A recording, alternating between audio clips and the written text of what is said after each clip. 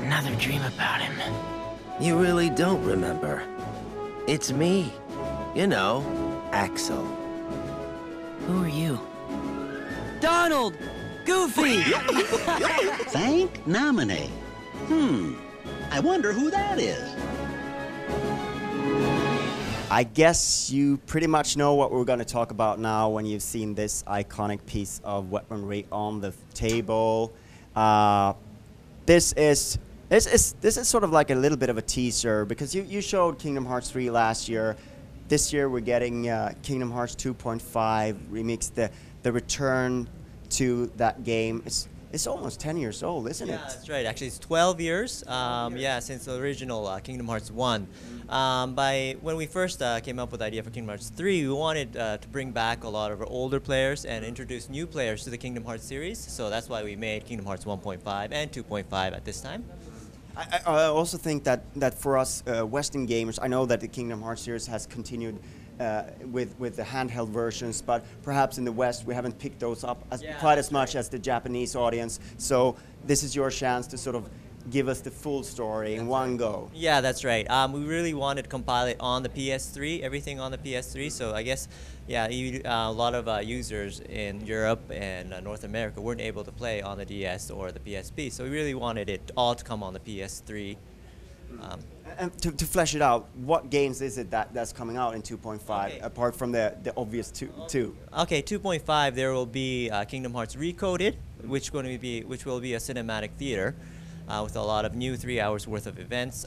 There's also Kingdom Hearts 2 Final Mix and Kingdom Hearts Birth Final Mix. Birth by Sleep Final Mix, yeah. Sorry. It's a PSP game? Yeah, that's right. That's a PSP game. And the Kingdom Hearts 2 was originally from the PS2. And Recoded was from the DS. So I guess they're all different from different consoles, gathered up the same PS3. Absolutely. And is there a story that runs through this naturally, or how have you sort of, because it is released as one package, how do these games relate? Yeah, well, you know, Kingdom Hearts Birth by Sleep is the original origin story, I guess. That's where it all started, I guess. So I guess that's the very starting. You play episode 0, which is Kingdom Hearts Birth by Sleep, and there's Kingdom Hearts 2, which is a story about Sora. Going on his adventure. In Recoded, you also play Sora, and in Kingdom Hearts 2, after you play 2, Recoded takes place. And in that adventure, in Recoded, you have Data Sora adventuring in a computer world, and you sort of find the missing link between Kingdom Hearts 2 and Kingdom Hearts Birth by Sleep. There's sort of like a secret message that you try to find, and Sora doesn't really know about the 3 characters from Birth by Sleep in Kingdom Hearts 2, but by playing Recoded, he learns about the 3 former Keyblade users in Kingdom Hearts Birth by Sleep. So that sort of links everything, and also links the story to Kingdom Hearts 3, because it sort of gives a hint of what's coming up next, I think, in a way.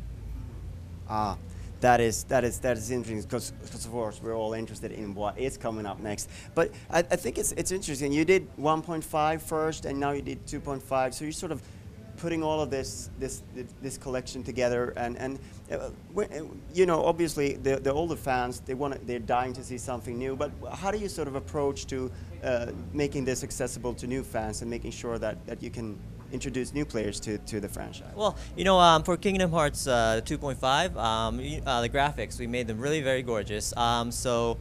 And the sound is really beautiful for the PS3 user, so you could really enjoy it on a big TV, a big screen. I think it'll be far more accessible because you don't have to have a handheld, for example. And there's in the original versions, there was also a lot of stuff that really supported the story. You have the Jiminy memo, and it really showed how the story went, what kind of characters you met and you interacted, and so I think that will be helpful as well. Did you touch up the gameplay in any way or such as well? Yeah, for Kingdom Hearts Birth by Sleep, we actually changed the controls so that it would fit the PS3. You could move the camera more easily using the right stick. Other than that, one of the things, one of the main things that we were thinking about is we really didn't want to change what was good about Kingdom Hearts 2 and Birth by Sleep. They were very, the game mechanics, the game systems, and the game balance were really actually well received. So those are some of the things we didn't want to touch too much. Of course, there's a trophy system for the PS3, and there's custom themes that you could get.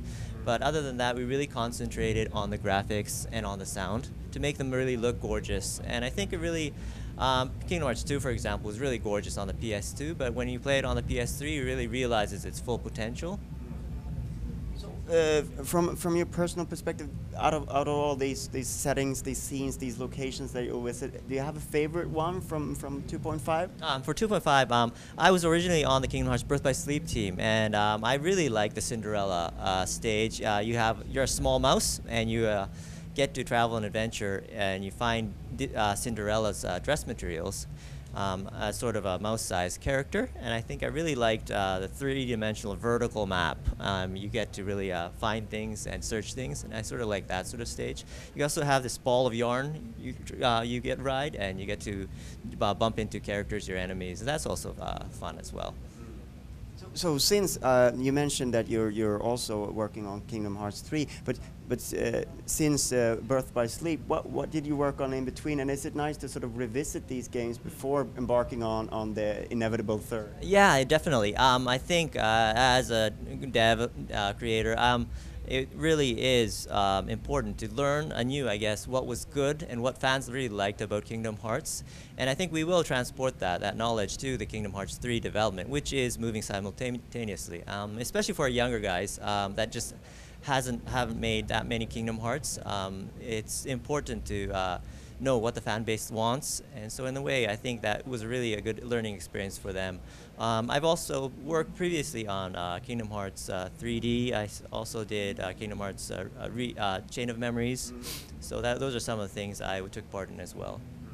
So, because I think that's an important thing to remember about Kingdom Hearts is that it's not. I mean, when we first learned about it, we felt like, oh, it's a Final Fantasy game with Disney characters, but it's really got its own identity. Yeah. It's really not sort of similar to anything else. It's a very much its own unique kind of game. Yeah, definitely. I think that's some of the things that really have made our fans passionate. It's really not like any other game. It has its own sort of position, and I think, well, for example. A lot of the games now you see are, I guess, they look really real, and I think Kingdom Hearts has real parts to it. For example, the Pirates of the Caribbean stage in Kingdom Hearts 2.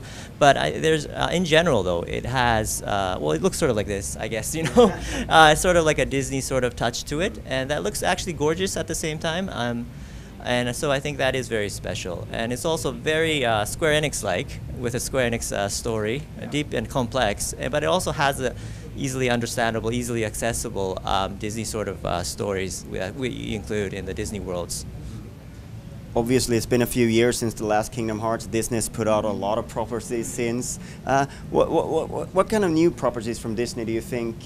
Do you think that the new Disney properties fit just as well into Kingdom Hearts as the old ones? You have a lot of the classic ones in there, obviously. Yeah, I really like the classical ones, and I also like the new ones as well. So I think we would really like to incorporate new worlds that haven't been played before, and that's important to us.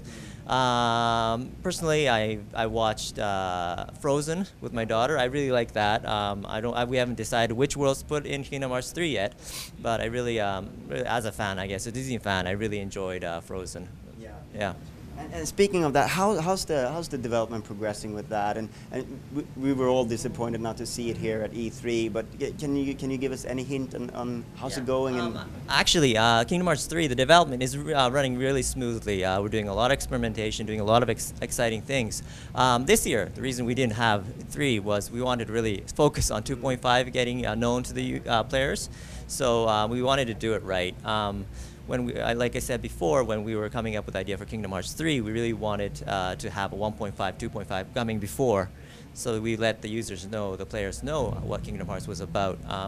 Kingdom Hearts 3 is, well, creativity. It's going in bounds and leaps, I guess. There's a lot of new stuff. There's be a lot of stuff that is, I guess, similar to previous Kingdom Hearts titles, but there's a lot of stuff that is totally new. I think I'm very excited. I'm bursting to tell you. I can't really say much about it though. I'm sorry.